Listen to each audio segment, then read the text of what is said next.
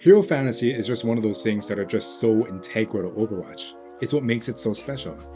But if you start clutching onto this idea at the cost of the balance of the game, that's where I begin to question, is it worth it? When a hero is made, they normally center around one core idea or concept. This is what we call hero fantasy. When you boot up Overwatch for the first time and you look at the huge cast of heroes, you think Robo Ninja, or oh my god, is that a cat in a jetpack? And then when you play them, you have an expectation on what that hero should feel like to play. If that expectation is met, it's memorable and exciting. And if it's not, it normally leads to disappointment or confusion. The cowboy should have revolver and 2 Deadeye. That's super cool and fun. The big knight with a hammer should obviously raise up his shield to protect his team. And every hero has something like this, even when the concepts are less clear-cut. Yes, the centaur-looking robot has a javelin. That makes sense. The shrine maiden girl can cleanse her allies of their afflictions. Sure. And the freaky cyborg guy who went missing gets possessed every now and then. Okay, sure, that tracks. The point is, it's super cool and fun, and only in this genre can you experience these kinds of interactions between characters. But sometimes that hero fantasy comes at the cost of healthier gameplay. And when I talk about balance, I'm not just talking about numbers, I'm talking about how it feels to play as, with, and against these heroes. My real issue is when a toxic part of a hero's kit is kept around because it's way too important to the hero fantasy. So instead of nerfing the real issue, Blizzard nerfs literally everything else. The result of that is one part of that hero's kit is still super busted, but otherwise they low-key suck. There are a few examples, but today we'll cover Doomfist, Vendetta, and Lifeweaver. Let's just start with Doomfist. Doomfist has an empowered punch problem. My issue isn't the fact that it's a 50% base damage increase alone, but it's also the fact that he wins the game if the enemies charge his punch and he loses if they don't. The difference between Zarya and Doomfist relying on enemies charging them to get value is that Doomfist is essentially a sitting duck during his power block. He cannot fight back and make space during his block and force it to be charged. Zarya being free to do anything while using her bubbles or even being able to put it on allies allows her to force enemies to charge her or just die. Because of this, Doomfist is entirely reliant on an inconsistent mechanic. This leads to games where Doomfist just one-shots you around the corner because your chunkest soldier couldn't help but visor his block.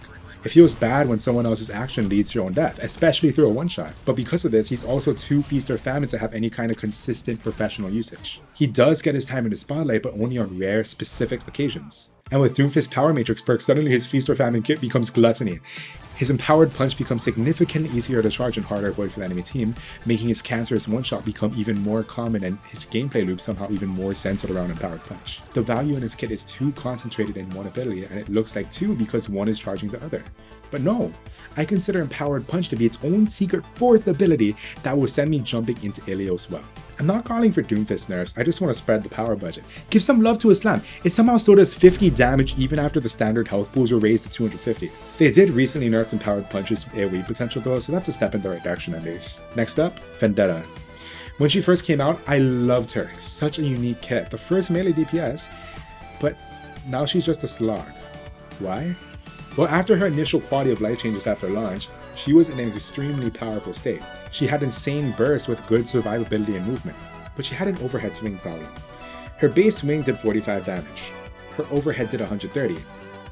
That's odd, a 2.9 times multiplier. It also had a 50% range increase. Interesting as well. They wanted to have her be a combo hero with a literal 1, 2, 3 built into the base kit. But when people skipped the 1, 2 and went straight to the 3, she just exploded everybody within a considerable distance considering she's a melee hero. And with the third swing literally chunking more than half the standard hero's health pool from that far, it wasn't exactly fun to fight against. But other than that one thing, she was super fun with a unique playstyle. But yeah, she had to be nerfed. So instead of touching the one thing that made her way too powerful, they nerfed literally every other part of her kit. Sword throw, 6 to 7 seconds, not available on respawn. Spin, 80 to 70 damage. Projected edge, 80 to 70 damage. And guess what? They nerfed everything except the issue. And she was still too strong. Except her gameplay flow is just obliterated with half her combos gone. So they decided, okay fine, we'll nerf the overhead. By 10 damage, not changing any breakpoints and still keeping her super bursty. Then they nerfed her perk some more because she was still too strong. And then they finally decided, okay, you want overhead nerfs? Alright! Then they shot her in the back of the head and threw her into a ditch. They nerfed overhead? Yay! Then her movement? Okay. Then straight up removing 25 armor on this close range melee hero. So in the end, her win rate in GM drops from 52.4% in Season 1 to 41.9% in Season 2. And guess what? Even after they hotfixed some HP back, because it wasn't the issue, her win rate was still abysmal. So at the end of the day, they took away literally everything from her. And then finally took away the thing that made her AIDS to fight against. Then they didn't give her back any of the other stuff. leaving behind a shell of what she used to be. Why? They wanted that melee hero with the giant sword to have the big overhead swing with huge damage. That was Vendetta to them. And yeah, that's a sick concept. That's why I played her in the first place. But in the end, their desperation to stick to the hero fantasy turned her from a cool, thoughtful combo hero into one that is just fully reliant on overhead swing when it could have been literally anything else. I still think they could have just reduced the crit multiplier from 2.9 to 2 and just have it be a 90 damage overhead with the extended range, and all of this could have been avoided, but I can never know without testing. And guess what?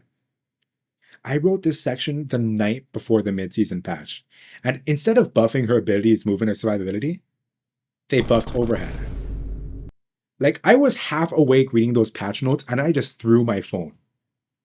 Okay, no, I just put it down, but still. Stay hydrated. And finally, Lifeweaver. He's the reactive support with almost no proactive play. His entire kit revolves around the enemy's jumping me, I'll pedal up. My team is getting jumped, I'll just get him out. Everyone on my team is dying, time for a big healing ultimate. But outside of protecting himself and his teammates, he has no real way to influence the fights. Even his weapon is too consistent to do anything, unless the target is gorilla-sized or larger because of his low projectile speed. Blizzard is protecting Lifeweaver's reactive identity instead of giving him power to proactively influence the fights. It creates another one of those situations where a hero isn't that statistically strong, but they're still annoying to deal with because all of his power comes from undoing mistakes, or undoing your plays, whether it's in the form of a life grip or a platform. I keep talking about proactivity, and that's because the most interesting supports have both proactive and reactive tools. Imagine if Onanate only did healing and 200 healing, but did no damage or anti. She would lose half of what makes her interesting. Reactive play keeps her from losing a fight. Proactive play is what wins them. Whether it's the big anti, the speed amp, or Kitsune, whatever. Reactive play is just winning the battle to lose the war, because while the enemy support is making plays the entire time, Weaver's only making plays after the enemy has already made the first move. I genuinely just feel like he's potential, man. They have shown that they can make interesting kit ideas like his Soul the Seed perk, providing overhealth and speed for allies, giving him ways to influence the fight before it starts. That's the kind of direction I want to see it. Too much of his power is tied into his healing. It needs to be distributed to others, and maybe even new parts of it for him to finally be balanced, but not in the statistical sense, but in his own kit. And to Blizzard's credit, I know it's possible to do it right. They have shown they're willing to move power around when they're not obsessed with one aspect of a hero's identity. Take a look at Jetpack Cat. Her hero fantasy was airlifting teammates around with her jetpack, but they've showed that they can lean into other parts of identity if it's annoying. So they nerf the lifeline and put more power into her gun. That's the kind of direction I want to see it. And as much as Malg was hated as well, I think they're moving in a positive direction with him. He is still the lifesteal tank shredder, but now he has some sauce with less emphasis on those aspects and more emphasis on his crunch, making him a more enjoyable character to play and watch. But I'm still banning him on Flashpoint. And after everything I've said, I can recognize that this is not entirely their fault. Unfortunately, this problem is just unsolvable to some degree. You're probably wondering how I use Doomfist as an example when Roadhog is right there. Overwatch has been out for 10 years now, and the Hog has been an annoying character the entire time, and I think he needs to be changed. But it's impossible. They either kill what makes people love Roadhog, the annoying one-shot, or they keep this unfun character in the game. It's a lose-lose situation. Even if they did rework him to feel better to play against, the voice of the Hog players being angry would far outweigh the cries of joy that come from other players. People losing something are often louder than the ones gaining it. So at the end of the day, hero fantasy is what makes Overwatch special. It's why Reinhardt holds up his shield, and why Tracer can time travel, and yes, why Roadhog has his hook. And of course I don't want Blizzard to abandon this, but when they have the choice, we need to prioritize healthy gameplay over the preservation of every little bit of a hero's fantasy. We've done it with Sombra, we can do it again.